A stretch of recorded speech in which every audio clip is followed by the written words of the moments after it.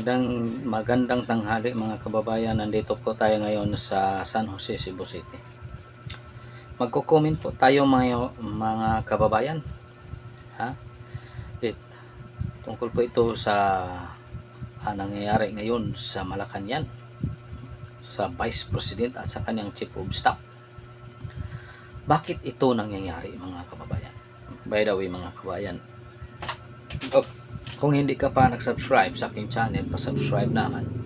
Pa-like and share sa ating video para magdagdagan natin mga subscriber.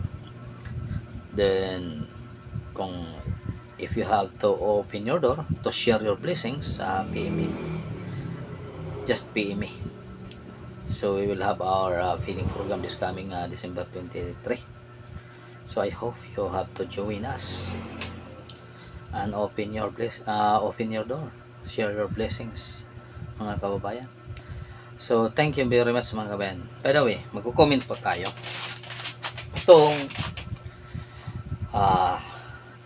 incident of contempt na naman ang Chief of Staff ni Inday Sara.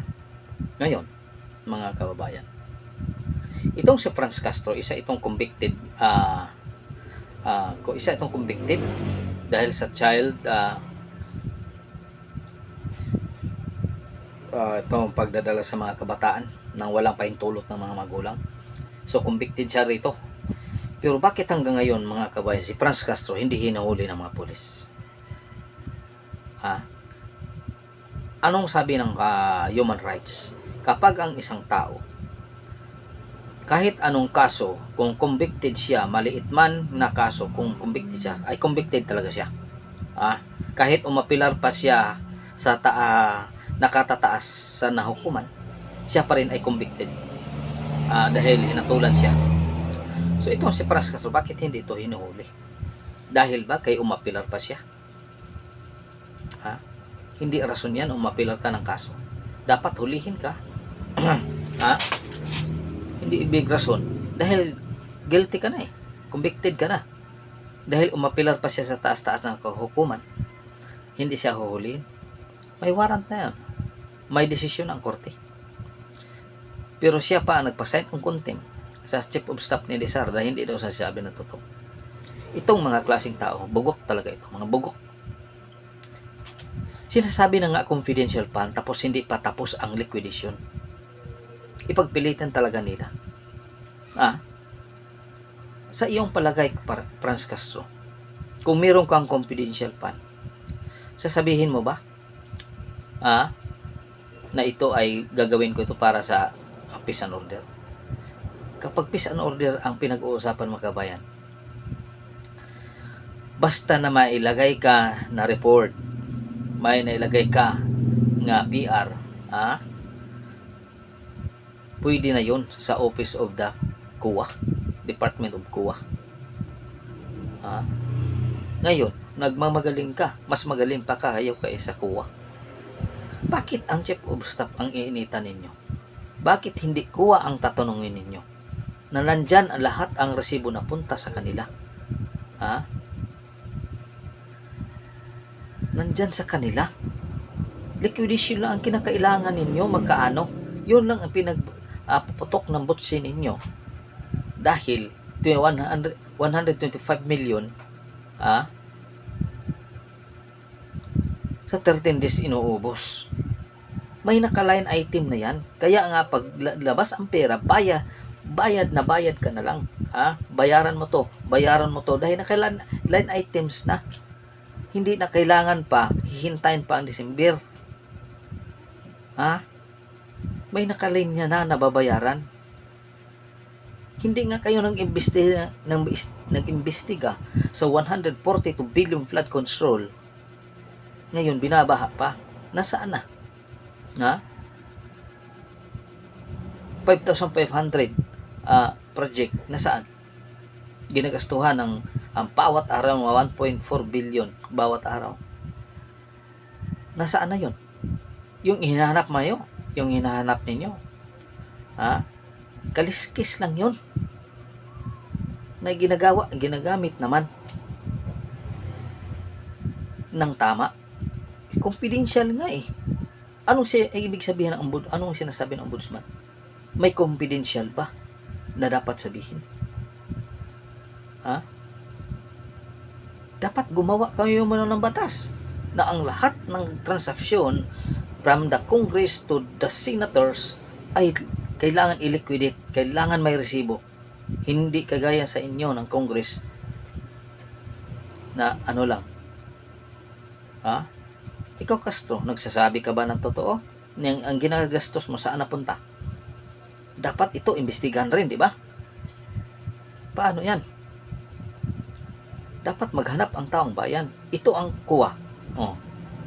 Nasa kuha ang lahat ng resibo. Paano masasagot ng Chief of Staff? Kasi may nakalagay na yan ng mga lista. Ito, dito. Ito para sa ito. Oh. Pipirma-pirma lang yan Chief of Staff. Oh. Doon ka maghanap sa kuha dahil sila ang agency na naka-assign dyan. Kung ito ba ay tukma sa ibinibigay na 125 million, ito ba ay tukma na ginagasto? Simple lang, di ba? Kung hindi tugma na ibinigay mo ang 125 million, tapos ang doon sa kuha hindi aabot, eh di may discrepancy. Di ba? Di may discrepancy.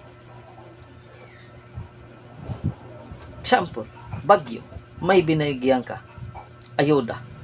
Oh. Kailangan ka pa ba ng official receipt? Bibili ka doon sa tindahan. Oh, inutang 'yon. Kumuha ka doon ng 1,000 sacks. 1,000 sardines. Oh, noodles.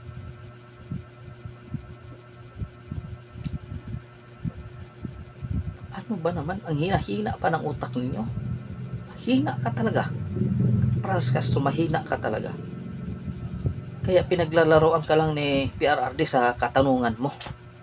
Dahil yan ang napasok sa utak mo. Doon ka sa kuha.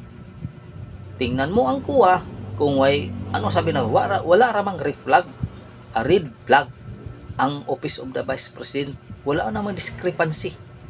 Ha? Hindi man lang naman nakikita na mayroon mga discrepancy. Lahat nandyan. O nandyan ka sa kuha magtanong. Hindi sa Chief of Staff. Kaysa hindi lahat. Ang laki ng Pilipinas. Yan lang ang iniisip mo. Ha? Maraming pinagbabayaran. Yan lang ang iniisip ninyo. Sinasabi pa, wini-withdraw ang pera. Withdraw talaga kasi may babayaran ka.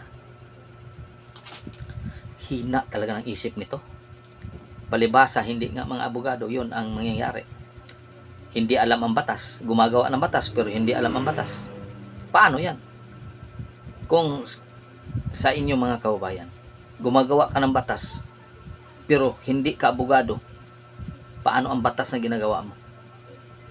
So ikaw ang malalagay sa langanin, di ba? Gumagawa ka ng batas pero hindi mo alam ang batas kung paano ipapatupad. Wala kang kapangyarihan mag-cite of contempt kasi resource person na. Pero bakit ginagawa pa rin nila? Mga kababayan, yun ang ating tatanungin. Bakit ginagawa pa rin? Kasi hindi alam nila ang batas. Nagbulag-bulagan sila sa batas. By the way mga kababayan, maraming salamat sa inyong suporta. Hanggang dito na lang po mga kababayan. God is good. All the time God is good. Pit Senior kaninong tanan mga. Maraming salamat po mga kababayan. Huwag niyo kalimutan mga kababayan mag-feeding program po tayo.